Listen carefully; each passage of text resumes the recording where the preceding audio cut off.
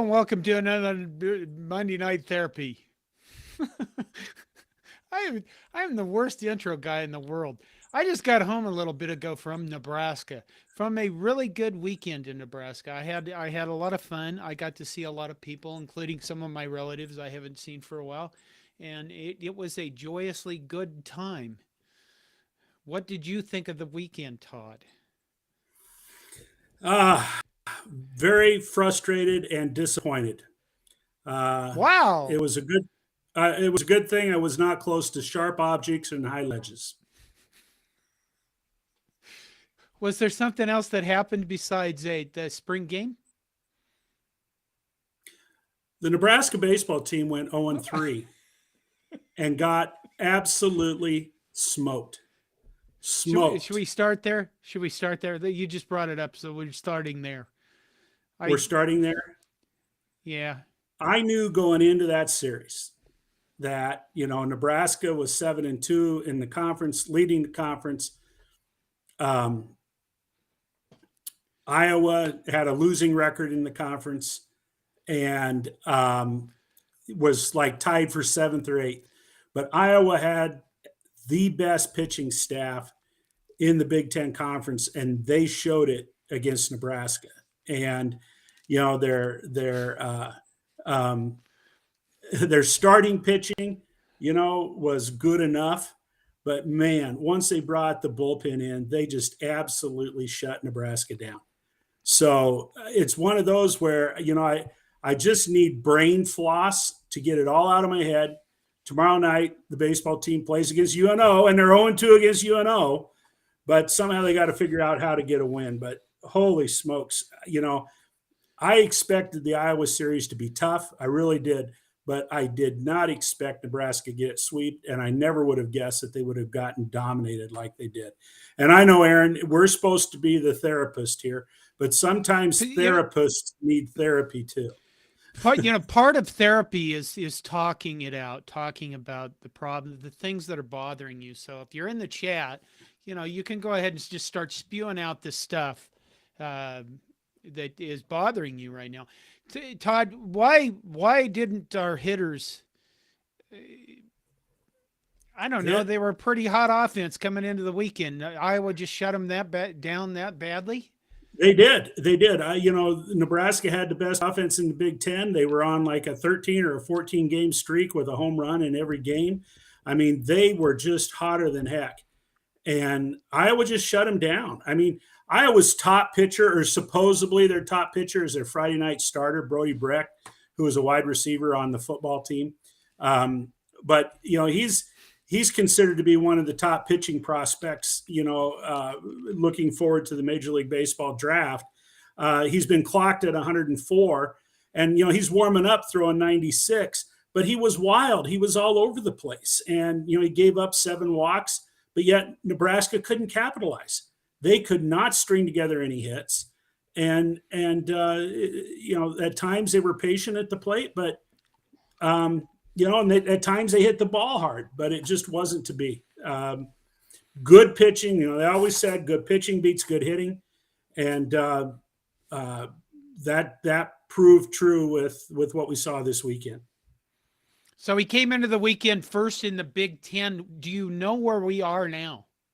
I haven't looked at the standings, but we're probably knocked down to, fourth or fifth. The Big Ten is going to end up being a cluster of about 5 or 6 teams. That's what's going to happen, and it's it will be it'll just be which team can string together some wins, and if you can't get swept in a series, you just can't allow that to happen, but. Now they got to pick themselves up. They've got Minnesota at home next week. And, Minnesota took one from Iowa. Minnesota beat Iowa on Friday night. So we'll have to see what happens.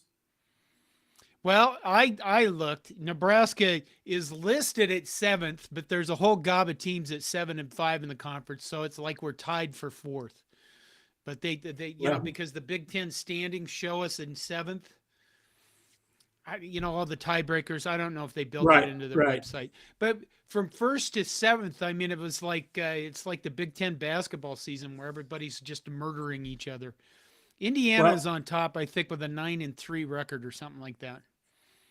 and Indiana's got the best RPI in the league. They're kind of a surprise team this year. But Maryland's still going to play good ball. And, Nebraska, um, Nebraska's going to control their own fate. And really, what I hope, and I believe it will happen, is Nebraska needs to finish in the top 8 so they can make the tournament.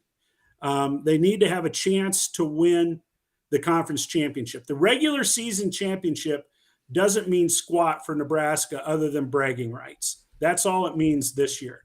They've got to get to the Big 12 or the Big 10 tournament, and they've got to win the Big 10 tournament if they want to go to the regionals. Nebraska is not going to get into the regional tournament if they do not win the Big 10 tournament. They do not have the RPI that will make them an additional pick. So they've got to win. They've got to win the tournament. So, oh my God, I had a thought and it just went away. Why are we inconsistent? Why is it's very specifically, I get that the batters got shut down by good pitching, but our pitching is inconsistent too. Why is our pitching so inconsistent? The pitching, we don't have a starter. We don't have a weekend starter that, can seem to throw, string together 4 or 5 innings right now. I mean, and before, Emmett Olson was getting into the 7th inning. He even pitched into the 8th one weekend. I think it all has to do with confidence and focus. Part of it has to do with pitching without fear. And I listened to Coach Bolt in the post-game comments after the Friday night game, and the Ben McLaughlin asked him a question. So basically, what went wrong with Emmett Olson? And he said he didn't throw enough strikes. And you've got to challenge the strike zone in college baseball. If you get behind an account, if you're down 0-1, or excuse me, if you're behind 1 ball, 1-0, 2-0, it's just not favorable to the pitchers. And Iowa, and God, I hate even to say this. Iowa fundamentally plays the game as well as any team in the conference. And fundamentally, they play the game as well as any team in the country. Rick Heller is an outstanding baseball coach. He truly is. But and they execute. They don't make big mistakes, and they know how to work a count. Against Emmett Olson, every doggone hit they had that night when he was on the mound was to right field. They went with the pitch. They didn't try to do more than what they needed to do. They did what they had to do, and they were very successful with it. This sounds like they're doing the thing where they just go let Nebraska beat themselves. You got to throw strikes. You have to throw strikes, and you got to put the bat on the ball. Is this Iowa's philosophy against us in every sport? I don't know. Except wrestling. Could be. Except wrestling. Could be. Yeah. Yeah. Well, so frustrating weekend. They play at Omaha. The baseball team plays at Omaha tomorrow night. I hope to go over and watch the game. They have South Dakota State at home on Wednesday, and then they host Minnesota on the weekend. So, boy, it'd be nice to finally play well during midweek. Corbin Hawkins is going to be the starting pitcher tomorrow night, which is an interesting choice to start out. So we're hoping, and I haven't been able to keep up with some of the posts here, but Brody Breck, the Iowa pitcher on Friday night, he was a wide receiver on the football team. I think he had like 7 catches this last year. And, he is no longer going to play football. He declared that he's going to be a baseball only athlete. And why wouldn't he? Why would he want to play in Brian Ferentz's offense as a wide receiver? Why would you want to do that? And, the guy's set to make millions because he can throw the ball over 100 miles an hour. So, interesting situation there. Is that all it takes to make millions, is throw the ball over 100 miles an hour? And be somewhat close to the plate. Okay. Somewhat close. Okay, let's talk about better things. Let's go with some comments. Linda Wilkins said, I would like to report that pipeline jerky has now been enjoyed in Hawaii. That only leads Alaska for them to cover all 50 states. Good job, Linda. And it's nice to see you again this week. Aaron Rastapastikaki says, our baseball guy says, Iowa absolutely refused to throw fastballs to guys on our team that can't hit breaking pitches. Yeah. Comment on that, Todd? Well coached. Well coached. They had, what happened to our pitching? What happened to our hitting? The third factor is we got out coached. Ouch. That's hard to say, Damn. but it's true. Okay, from Linda again, did you see that the Pirates called up a player who had been in the minors for 13 years? I know nothing about Major League Baseball. Well, I haven't paid that close attention. For a guy to stick around the minor leagues for 13 years, trying to keep his dream alive, that's pretty admirable. By the same token, it's maybe he just made the choice. Well, maybe he didn't. He wasn't equipped to get on with life. I don't know. I still do. I still have T-shirts available at cobbycorn.com. There's that little ad thing, and we're gonna segue. We're gonna segue into Husker football on a comment from Fred Sacco. So you know what this is going to be about. Fred Sacco says Husker baseball getting into the tourney is as likely as our former head coach getting into his own bed after a night of margaritas and golf simulator. Ba-dum, ba-dang, ba-dum. Golf. Wait, no, football, Todd. We're moving to football. Football. We went to the spring game together. We did. And it was... Name one thing out of the spring game that you liked or didn't like. The thing that, if I say spring game, your immediate response is? It was damn cold. And it was a spring game, and it was supposed to be warm, and it was damn cold. And it was a beautiful November day. Well, yeah, beautiful day for November, but it's flipping April. No, the weather, it was cold, but, what do I think? It was nice to see as many people in the stadium as there were. A lot of people did come out for the game. It was fun to watch a football game, or the semblance of a football game. It was. The only thing they really modified, with the rules of the game were the kickoffs, because they didn't want somebody getting smoked on a kickoff, so they changed that up a little bit. But I guess my impressions are, I think Jeff Sims is a solid quarterback. We had each Wilkins other. Said, but you had each other. We weren't hugging, no. We weren't under a blanket. I was just going to tell him we kept each other warm. We didn't. Yeah. We didn't. Okay.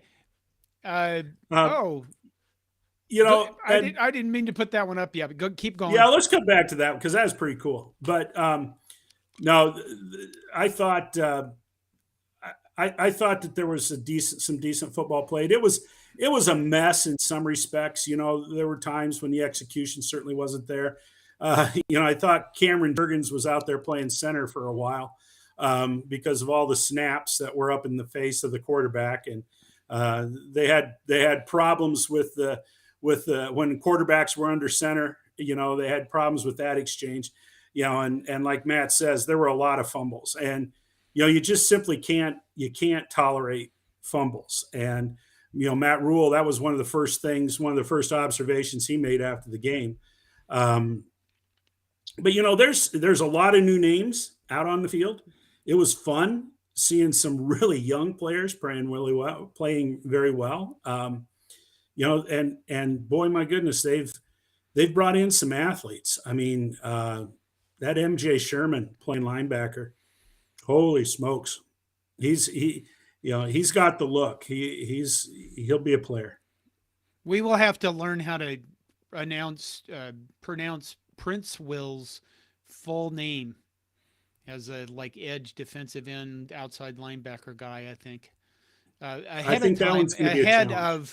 Yeah, I think one of the comments that we were sitting with some people, and I think for one of the first comments that we heard when the teams took the field was, "Oh my God, look at how little size this roster is compared to the year before." And there were not a lot of players on the field as compared to the year before. And the offensive linemen actually wore gray jerseys so that they could play both ways, or play for both teams, basically. And I guess the one thing you haven't mentioned yet is I would say that it's pretty clear that maybe we have 6 decent offensive linemen. And if we lose like Ben Scott at center, we might have I think based on that alone, my thing that I was going to, I had a long drive back to Minnesota. I just got back a little while ago. The one thing I wanted to say is this. If you were one of those people that thought we were going 9-3 or 10-2 this season, I think when you looked at the offensive line and how few guys we have that could actually play first string, you might want to just say, let's go 6-6, and after that, everything is gravy. I hate to put everybody's Kool-Aid drinking back, but I also don't want to be disingenuous about this. I just think that if there was clear there's a lot of work that needs to be done with this team, but I think we all expected that. Well, I think there's 13 offensive linemen, and right now, something like that. And a comment that someone sitting close to us made was, when you watch the first team offensive line run out onto the field, they actually kind of run out on the field. And, I'll tell you what, you can already start to see some differences in with the strength and conditioning program and with the nutrition, because, Bryce Benhart, he's got a totally different physique than what he had in years past. And I'll be honest, I did not watch the individual offensive line play close enough to really make any comments. Is Bryce Benhart significantly better? I don't know. But it was really interesting because they said, you watch the first team run out on the field and they run, but you watch the second team waddle onto the field. And they did. Yeah. They kind of waddled. But, this big kid that transferred in from Georgia, the last name is Hood. Boy, he's got some size. If they can get him in shape and, keep him healthy. I know he kind of boogered, I don't know, his leg, ankle, knee, something up a little bit. But he did come back and play. He could be a dominant force in that offensive line at some point. And Teddy Prohaska, he didn't play. So, there's hope there. And they're bringing in supposedly some tough freshman players. The Gatula kid from Southeast, he's already there, and he played quite a bit. And I did watch him on ice, and he stayed on his blocks. But yeah, so we'll just have to see how it all works out, I think. But I'm with you, John. 9-3, that would be. I'm not going to say that's a pipe dream, but 9-3, that could be a reach. They have a lot of work to get there. They have a lot of work to do to get there. Jeff Sims, I guess the biggest thing I saw was Jeff Sims was, he was better. We kept hearing that he was all over the board with his throwing, and I think in the spring game he was fairly accurate. He got rid of a couple balls when he was under pressure that I was surprised he got out as quick as he did. I'll just say he's going to be the starter over Casey Thompson in the fall. Casey Thompson we haven't seen because he's been injured, and I think we're in good shape at quarterback. I noticed on YouTube on our post reaction video that somebody disagreed with my Heinrich Harburg take about the fact that I'd like to see him run some option plays. They felt that Harburg was stiff. I guess I didn't think he was stiff. I think his passing needs a lot of work, or he needs to get on the field more if he's going to be a serviceable quarterback. But I cheered a lot for Heinrich Harburg. Yeah, you did. Everybody in the stadium started turning around every time Heinrich Harburg carried the ball because they were wondering when John was going to yell. Pardon me. In fact, that's why Jeff Sims. Go ahead. I forgot what I was going to say. Well, it was him. If you watch the post game reaction video, yelling about Heinrich Harburg was why I loved my voice so much. Well, Go ahead. Jeff Sims he's got a lot more length than what I thought he did, and he's going to be a serviceable quarterback. I think he's going to be fine, and I think it's safe to say that he's going to start the season as the starter, unless he gets banged up, because Casey Thompson simply has not had the opportunity and the time this spring to get the kind of reps to beat him out. I think Heinrich Harburg. He's a big kid. He's a strong kid, and I think what as far as him running the football, that is going to be successful because of his size, not because of his speed, not because of his quickness or his agility. Um, but like I said a month or maybe even further back, um, of the quarterbacks that we currently have on the roster, some are going to leave. We'll see. The NCAA, I don't know that they've been real strict with some enforcement, because originally with this whole portal thing, it was you can transfer the first time without sitting out a year. But after that, supposedly you were supposed to sit out a year unless there was some kind of hardship or whatever. Well, I haven't paid a bit of attention to that, but what I've read is that people aren't having to show a whole lot of hardship. So who knows what's going to happen. But I think Chubba Purdy, is probably going to be in his best interest to move on.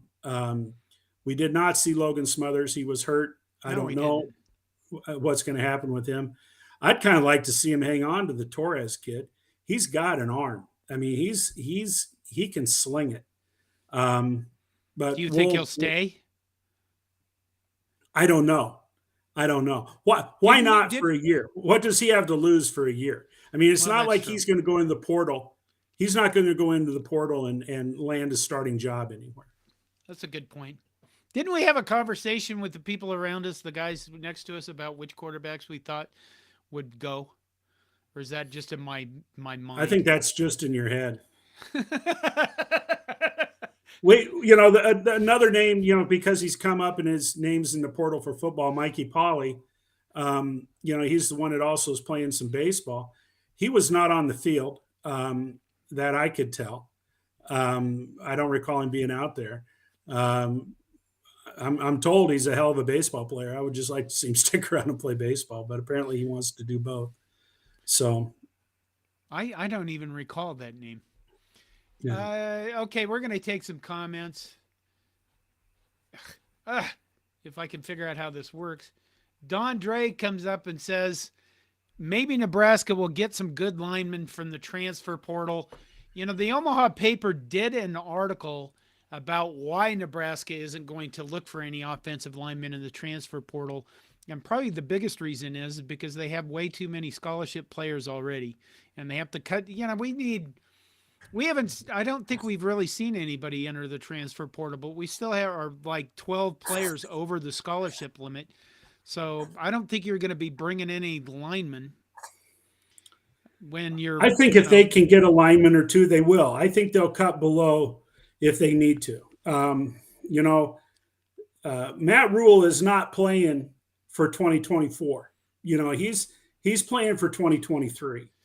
And, if he can bring in, I mean, let's face it, the depth is horrible on the offensive line compared to any other position group. Yeah. Okay, I'm going to make this statement, and you can argue with me all you want.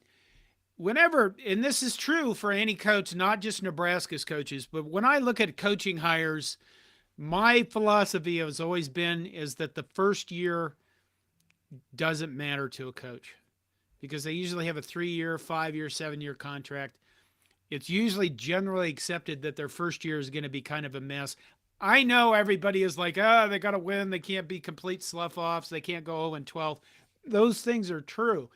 But I think when you're a coach and you're looking at this and saying, well, they gave me this contract length and I'm going to take the time, that's why I'm going to look at it and say, I don't think we're going to go after any more portal linemen, unless there's somebody that just comes out and they're a guy that's a proven starter and they just look at Nebraska and go, I want to go to Nebraska and play football.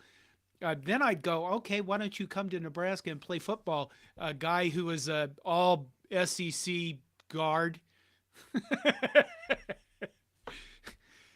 So what Um, go ahead. rebut that point about Well, the I first will. year? Okay. I think that's the dumbest thing I've heard you say for a while. I have never met a coach. I have never met a coach, particularly at the college level, that doesn't want to win games. That is the dumbest. Winning doesn't matter, or it doesn't matter how the season I goes. didn't say winning You doesn't did matter. too. I did not. I said the first year doesn't matter in The terms of first year structure. doesn't matter. So I, you extrapolate that out. The first year doesn't matter. So that's bullshit. Every year matters. I mean, there have been coaches that have walked into situations that have been fired after the first year. You know, you've got to. Well, Scott Frost was always talking about culture, culture, culture, and Matt Rule came in talking about culture, culture, culture. What kind of a culture? A winning culture. You can't build a winning culture unless each and every day you strive for success and to be better today or better tomorrow than you were today. And you've got to set out to win ball games. You can't say it doesn't matter. well, I mean, it doesn't matter in the long term planning of being a successful program. Perhaps in hindsight, Maybe we should just move but on. no, I'll take Scott Frost for an example. To say that first year didn't matter, you and I talked a little bit about this in the car. I said, I still think that there's a degree of his failure was he was snake bit to some extent.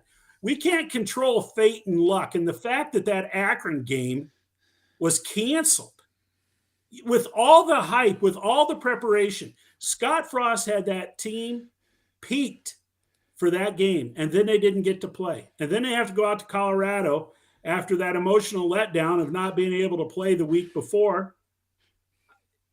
Yeah, I'm not a Scott Frost fan, but I will tell you, if they would have played Akron and if they would have won, who knows what would have happened.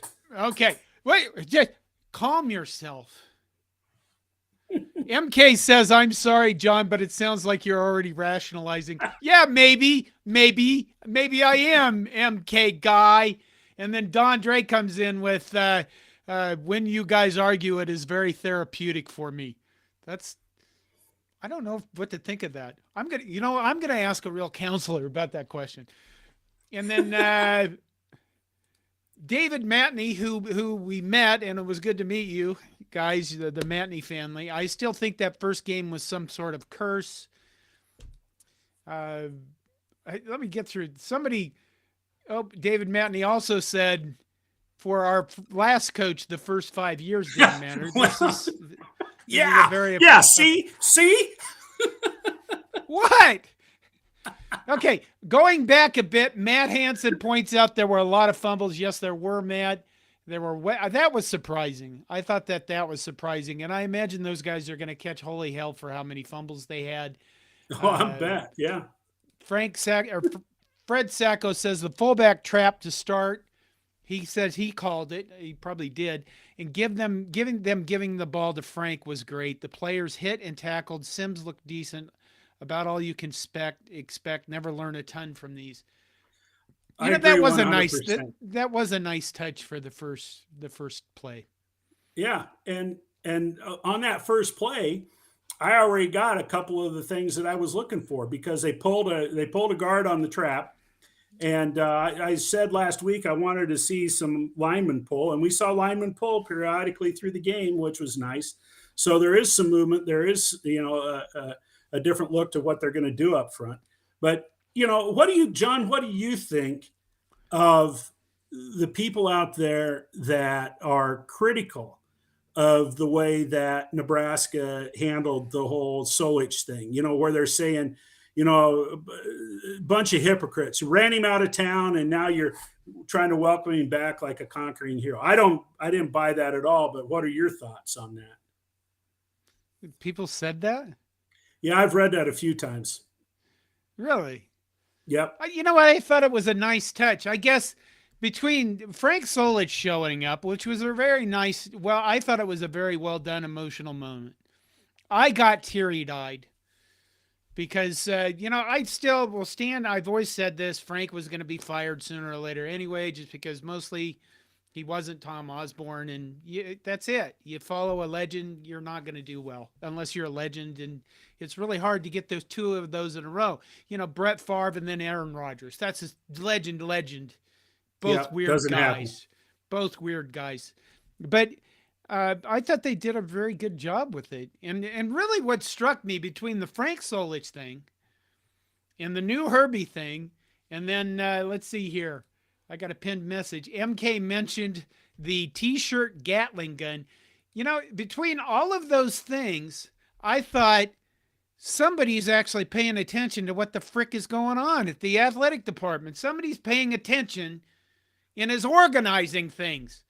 And not just from the football coach that we got rid of. I think it's the thing is if you go into the past regime of the athletic director, did they really do much in terms of let's have this event and let's do this thing? And I mean, we're already starting to, I don't know, try to get people around the program and kind of like go, let's clean up some stuff and let's make some new stuff. And the Gatling gun was pretty cool. I thought was really Well, kind of cool. you talked about the new Herbie, and with the hype video that they had for that, and with a few other things that I saw, I think it's really kind of interesting how they're really trying to reestablish that kind of rural, salt of the earth type of connection, and really building on that. And with the Gatling gun, I thought it was interesting because in years past they didn't have the Gatling gun; they had a T-shirt gun, but they ran him out there in kind of an extended golf cart. Well, now they have a John Deere tractor, a little mini John Deere tractor, pulling a flatbed with these two big old Gatling guns and some incredible. I don't know if that's a Burlington Northern Santa Fe train whistle that they had going, or what, but I mean, it made a lot of noise. The only thing that I worry about there is that I think they need to broaden out the wheelbase on that trailer so it's a little bit smoother ride for Herbie as he spins around there. But that Gatling gun was cool. And I think here's what I think. I think pregame they should run him around there and fire off T-shirts, and then like at the end of the first quarter, jam it full of hot dogs and fire hot dogs in the first quarter, and then runs his. I mean, I think that's a multi-purpose Gatling gun. That Do you think that they would survive the flight? Well, I don't know. Would you take? How about if you did T-shirts, hot dogs wrapped in T-shirts? We could do that. Yeah, yeah. You might Runs be wrapped in able to reach T-shirts. the second deck if you put a little more weight there. That was cool. That was cool. I did. I thought that they did a very nice job. I thought the Frank Solich thing was handled well. I guess I don't see the whole hypocrite thing unless you just want to bitch about things. I noticed somebody bitched about what was it, his daughter? Somebody was wearing an Ohio jersey or Ohio shirt, and I thought, what the hell did you expect? I mean, Well, good God, he spent a lot of time there. It's Linda not like pointed they out. have We to also throw all heard that weight. Yeah, we go heard ahead. from some other people that the wife didn't look real happy. She I'm was not sure cold. that I would have looked real happy being out on that damn cold football field. And I don't know. Maybe she still is um, harboring some from strong feelings about what happened. And Frank can't help but still feel that way. I mean, it was a bad deal, the way it was all handled. Yeah, it But I'm was. That's glad true. I'm glad that it came off the way it did. The press conference that Frank had the day before, I thought that was handled really well. You know, they're naming the locker room in the new football facility. They're naming that after him. Um, Frank Solich, he he contributed a lot to this college, a lot to this university. Linda says maybe she was just old and cold. Shit, Linda, I was old and cold, and I was up in a club seat where I could walk inside every once in a while. I thought I was going to do a lot better with the cold because Minnesota and all that crap. But I mean, it was April. If it would have been November, I would have been fine. I would have been like mentally conditioned to go. Yeah, it's going to be great. Yeah. I mean, I had a great time, but my legs were still cold later that night. Yeah. It's a good, we had a nice walk to the car so I could actually get the blood flowing. Oops, I did that one. Let's clean some of these up. Don Dre's. I did that one. Oh, Linda Wilkins did say earlier that receiver that came out of Virginia could be a lot of fun to watch. That was Billy Kemp the fourth. I think it would be interesting to see what he can do with the punt return. But yeah, he was one of the standouts in the game. Running backs, any running backs caught your eye, Todd? Well, I've been a Gabe Ervin fan since he arrived, and I thought Gabe Ervin ran really well. It's nice to see AJ Allen. If those two guys can stay healthy, I'm not going to worry about whether anybody else gets the ball. It's kind of nice to see Ramir Johnson, get a carrier or two. But again, it's only one guy's opinion. I think if you can keep Gabe Ervin and AJ Allen, if you can keep those guys healthy, I don't think you have to worry about any other running backs. Those two guys are top notch. Brando's Sports World comes in and says, I just got in. Hi, Corn Nation. Hi, Brando's Sports World. What was up with Herbie's eyes and cheeks? Creepy. Fix that and we're good. Did you see Herbie's cheeks? I didn't. I can't tell you that. It didn't make an impression. They have these little dimple things on him. They were kind of creepy. He has kind of, I guess if you look at just a photo of him, I should have loaded one up. It is kind of, I don't know, kind of scary. Yeah. I mean, it's not Purdue Pete like I've seen shit scary, but it still was kind of nasty. Okay, Vince Watson says Little Red was not sacrificed or filled with helium and released with the rest of the balloons. You guys that hate Little Red, I pray for you.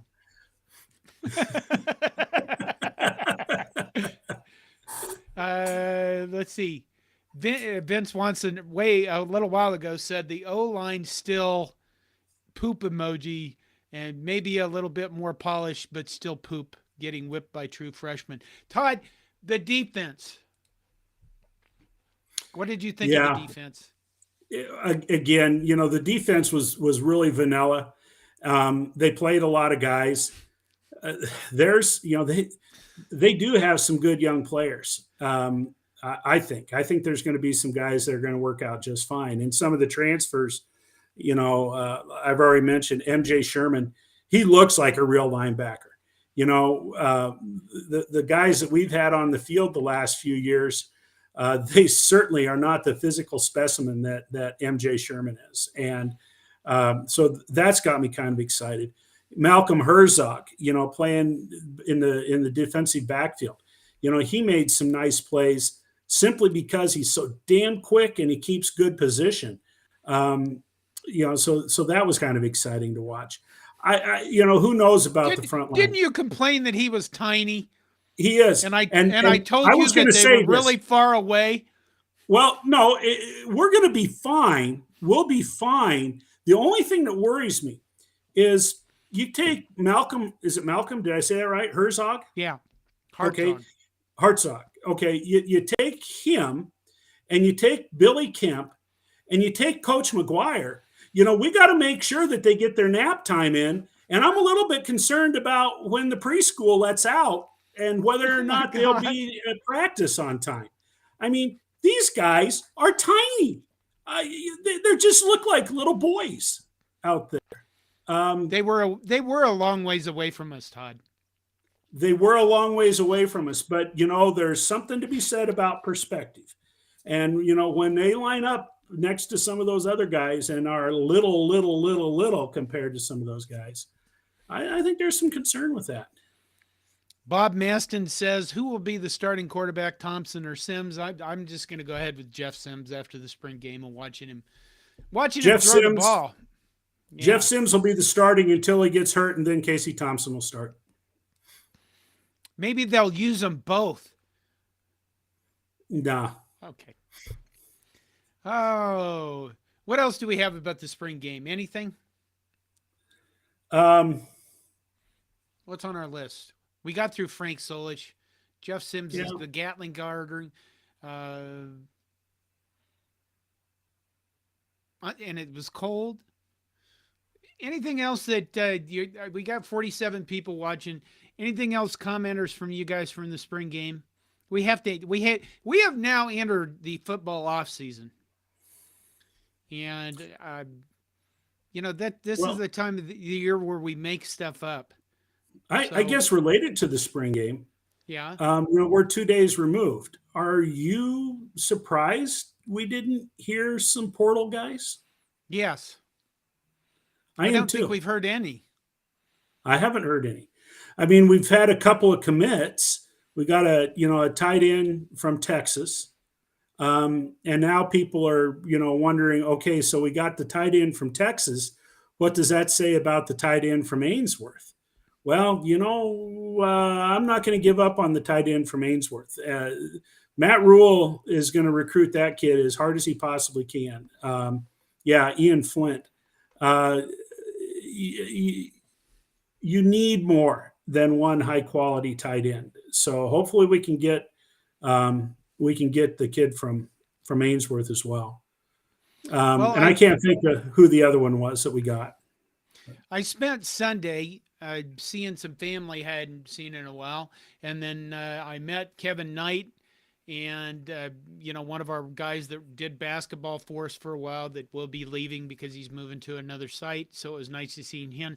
And then I spent all day today driving back, and I actually had to stop in an Iowa rest area and fix a server that blew up for a while. So I have not seen a lot of stuff today, but I did see one thing, and I think Linda mentioned it earlier, is that Colorado has had after their spring game, they've had 15 or 20, 18 guys, something like that, already in the transfer portal, including one guy that was the star of the show. Yeah, a kid caught 150 plus yards worth of passes, and he announced that he was entering the portal. And it's interesting to me because if you would have told me that Deion Sanders is going to go to Colorado and completely clean house, that would not surprise me at all. That wouldn't surprise me at all. It will be interesting. A lot of people said, well, he's going to be able to get 5-star recruits and all that kind of stuff. Well, if you're looking at some of the players that are leaving, some of the better players are leaving, and you kind of want to keep the good ones around. So, maybe you're right, John. Maybe some coaches do go into the first season and it really doesn't matter that much. Maybe that's prime time's philosophy. So another recruit that we got, I forgot, is Willis McGahee the fourth, and he's a linebacker from Florida. Some of us probably remember watching his dad, a running back from Miami, was pretty good. Pretty good. Okay, here is a tweet I just clipped from Bill Connolly. I don't know if you know who Bill Connolly is. Bill Connolly is a guy who used to do a lot of stuff for SB Nation. Now he's on ESPN. He is a very good statistical analysis type guy, but he tweeted this today. By my count, Colorado's now lost all 4 quarterbacks who threw greater than 20 passes. 3 of 5 running backs, all 9 players targeted more than 8 times with passes. 5 of 8 offensive linemen and 7 of 8 defensive linemen with more than 100 snaps. All 4 linebackers with more than 200 snaps, and 12 of 17 DBs with any snaps. Obviously added 1 jillion transfers too, but good God. And Bill Connolly, I can tell you that Bill Connolly has done a very good job with his statistical analysis stuff. But the one thing that statistical analysis stuff, when you do predictions about how good a team is going to be next year, you know what that's based on, Todd? Tell me. It's based largely on returning production. Yes, it is. In other words, who are the guys that did stuff last year that are coming back this year? Because I mean, when you look at a football game and you look at a football team, you realize that you're probably going to have, let's say, your team is going to have 80 plays a game. So that means that somebody gets to run the ball 80 times or whatever, or somebody's going to have to catch 80 passes. Somebody's going to have to make 80 tackles. You get the idea, right? Somebody's going to have to do the production of making the statistics happen. And when you don't have those guys coming back, number one, it's very hard to tell what's going to happen, but you're losing a lot of production and a lot of experience. And when I saw that tweet from Bill, my first thought was, oh my God, if we lose to these people, it's going to be a complete freaking disaster. Well, he may upgrade the talent that he has on the team. He may. And he may be able to have a lot of athletes out there. But he's going to have a very narrow window to build a team so that so that they play together, so that there's some kind of chemistry. We've seen it in different sports. You can have all the talent in the world, but unless those teams play together and play, with commitment to one another. I talked about losing all four of the quarterbacks that have 20 or more, whatever passes. He's got his son. His son's the starting quarterback there, Is he? So yeah, I believe so. Linda Wilkins asked, Todd, are you going to the spring volleyball game in Central City? No, I'm not a guy that was going to drive to Central City and stand in line to buy tickets to watch a college volleyball game in a high school gym. If I lived in Central City, I think I'd be pretty doggone excited about it. I think that'd be pretty cool. But I'm going to sit that one out. I do think I'm going to go to the volleyball game at Memorial Stadium. I'm really looking forward to that. I think that'll be fun. James Marshall says Dion will be the world's fastest slow motion train wreck. I kind of like that.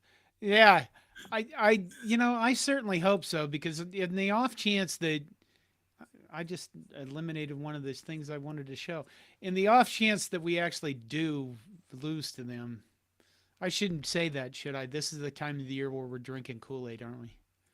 Yes. I like how you're short and sweet with that. Yes. Come on, I missed one. Oh, here, wait. MK says, I sat near the basketball team at the spring game, and Kaisei Tamanaga was there, so maybe some hope he's still invested in the program. God, I hope so. Go ahead. When you and I were standing out, on the east side of the stadium, we didn't know it, but 30 feet away from us, golf cart flies up, and these really tall guys who were definitely basketball players. I mean, they were basketball players, get out. And then I see a picture posted on Twitter, and it was Bryce McGowan's and what is it, Hunter Salas or whatever his name is from Millard. That was two of the three.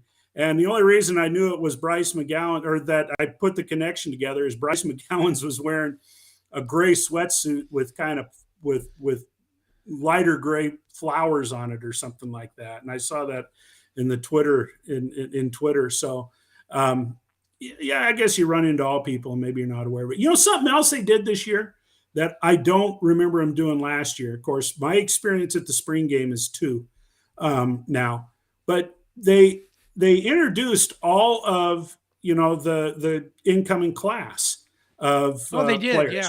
yeah. They had them all at center field, at the 50-yard line, and they introduced every one of them, which I thought was pretty cool. That was pretty neat.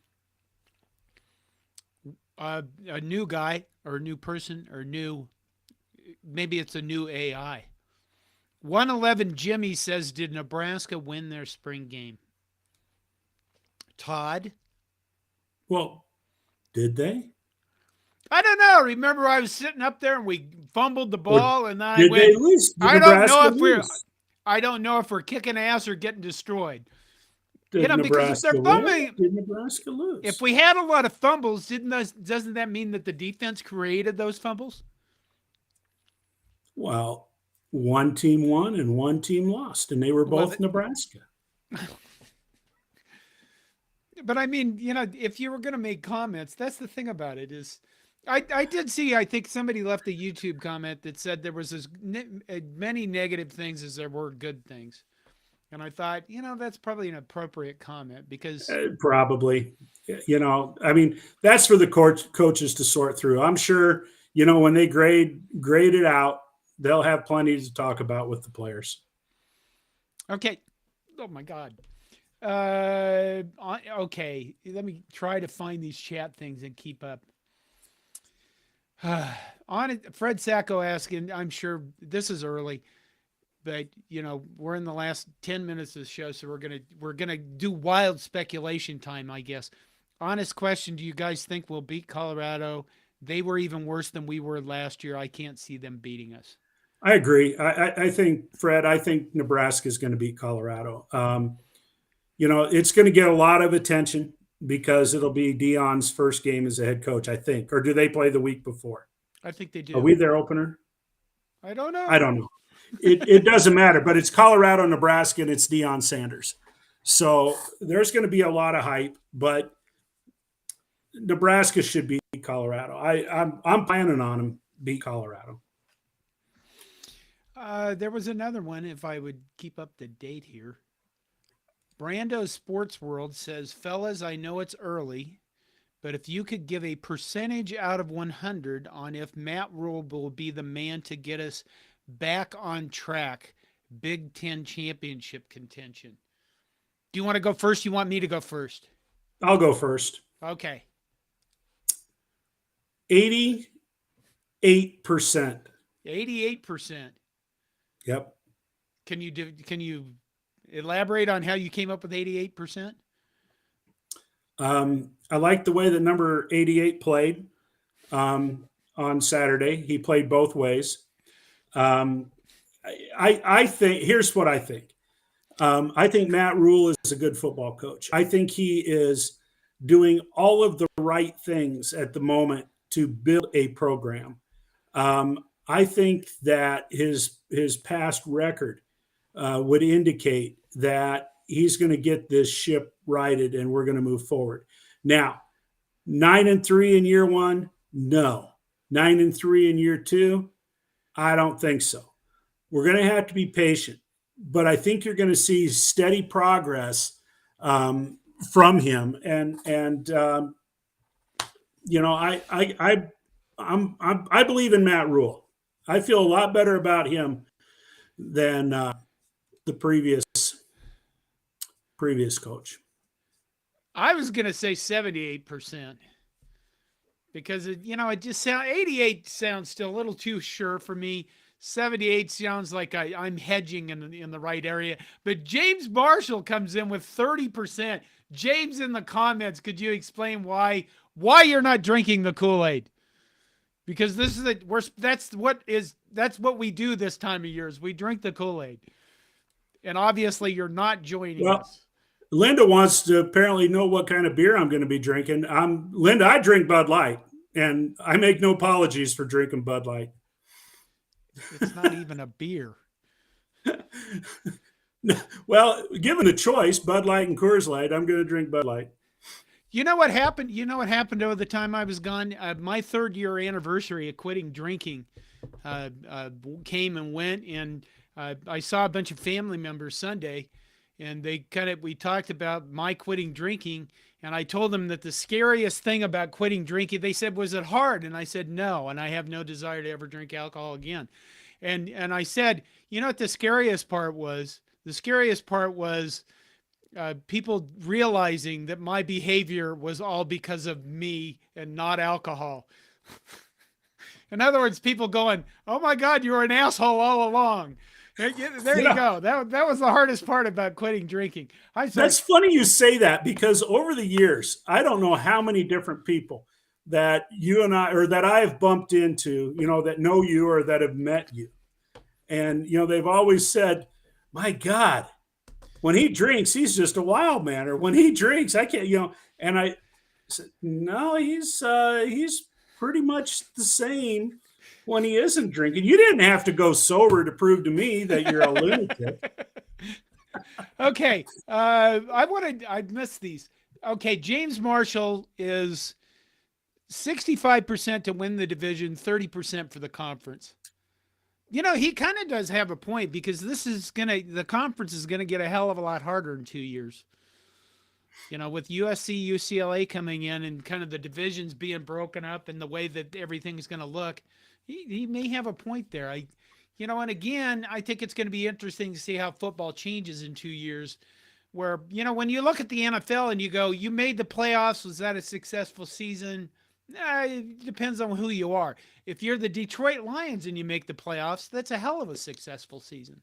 If you're the NFL or the Vikings and you go 13-3 and lose in the first round, I think you could argue no. But I think with the expanded playoff, we're going to have a lot more leeway on what a successful season is. Who knows? We've thrown this out from time to time. I still think there's going to end up being a super conference of some type. Whether Nebraska gets invited to be part of that or not, who knows? But winning, I don't think that he's that far off. Winning the conference, 30% chance of winning the conference, maybe that's not that far off. I will be happy if Nebraska is in contention. I want Nebraska in contention, winning divisions, and getting into, the conference championship. That's where I want us, and that's where I expect to see him. Wade Farr brings up a good point. Excuse me. Wade Farr says they had 2 fake punts, which offensive players took off running down the field like they didn't know it was a fake. Okay. Both times. Matt Rule explained that. Okay. Matt Rule called those when the Red was forced to punt, because he wanted the Red to have more offensive reps. And he didn't give a full explanation, but my guess is he was standing back behind the offense the whole game. And my guess is that the only person that knew it was a fake was Brian Buschini. Yeah. I think it was pretty obvious because on one of those plays, the gunner stopped blocking his guy. He blocked him initially, exactly. and then he let him go, and that was the guy that tackled Buschini. Otherwise, he would have had a first down. So I thought it was interesting. I mean, that's probably why you can't read too much into it. I mean, you can see Matt Rule standing behind the offense and waving off penalties and stuff like that. So, all right. We're running up on about a minute and a half left. Is there anything else that we missed? Well, I'm just going to throw this out because we got a few guys that kind of relate back to the first sport. Saw something that I had heard about today, but I'd kind of forgotten it. But they released the seeds for the U.S. Open Wrestling Championships. And this is where the elite of American wrestling at the top level, that's our national championships. And the only ones that are not there are the ones who, won the last time and can opt to sit this one out and then take on the winner for the world team. Kind of a goofy thing. But they released the seeds today. And I was looking at the Greco-Roman seeds, and I get down to 130 kilograms. In other words, the big guys, the really big guys. The second seeded guy is Tanner Farmer. Tanner Farmer, offensive lineman, University of Nebraska. Only practiced wrestling at Nebraska, went to Concordia College and wrestled there after he finished up at Nebraska. Now he's training at the University of Illinois. And now go down and look at number 6, Rulon Gardner, former Nebraska wrestler, former Olympic gold medalist, 51 years old. 51 years old. He nearly died at least twice. He was up over, I believe, 500 pounds at one What? point. At least over 400 pounds, but I could swear it was over 500 pounds. The Was this a guy, was this a medical condition, or it did he was a just? combination of depression and all other sorts of stuff that was going on in his life. He's got himself back in shape at age 51, and he's going to go out there and roll around on the mat this week against guys that are less than half his age. Colton Schultz, who's seeded number one, Colton Schultz is 21, 22 years old. Tanner Farmer might be 25. Adam Kuhn is pushing 30. And then you got Rulon Gardner At age 51? at age 51. Damn. I need to start getting in better shape. Well, I think I said it to you. I would love to go back and start officiating wrestling, but I got to lose 50 pounds to do that. And because I can't get down and up and down. I can't get up and down off the mat. Well, I get to have my annual cardiology appointment tomorrow, along with an angiogram, which are always interesting because you get to see your own heart flowing and stuff like that. And I have a gob of questions for my cardiologist about supplements that I can and can't take for my brain injury and for energy and things like that, and whether or not they're going to, cause problems with medicine and all this kind of crap. Fred Sacco says, I bet John could take him with a flying body press and a Baron von Raschke iron claw. I could. I think you could. I think you could. You know what? I think that's going to be it. We are into the football off season. And I think that what I'm going to try to do during the off season is we're going to try to find some guests that will come on and talk to us. We're going to hopefully find some guys. What my goal would be is to find, what I want to do is be interesting. I know that our channel is kind of all over the board sometimes, and a lot of YouTube channels particularly, they do one thing and that's their niche. And I've been doing the college football history videos. We do the podcast, and then we do reaction videos. My goal is we are doing one thing, and that is being interesting. So I want to find some guests that will talk to us from other teams, hopefully in the Big Ten, about how their off season is going. Obviously, they're probably not winning theirs as much as ours as we are, but if you watch the Wisconsin spring game, I'll go find a Wisconsin guy, hopefully find a Gopher guy, an Iowa guy, and we'll find some other players, people maybe to talk about nil or talk about other things around college athletics.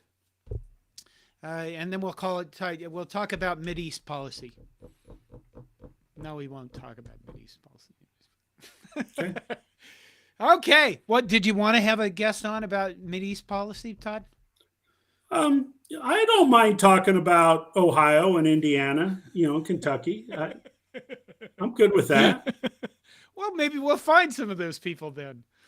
There Okay. you go. Okay. All right. Thank you all for being here, and thank you for continuing to support us. And we'll see what we come up with. Baseball team obviously is always going to be a subject, but we'll see what we can do for football and to keep it interesting during the off season. Good night, Todd. Good night, John.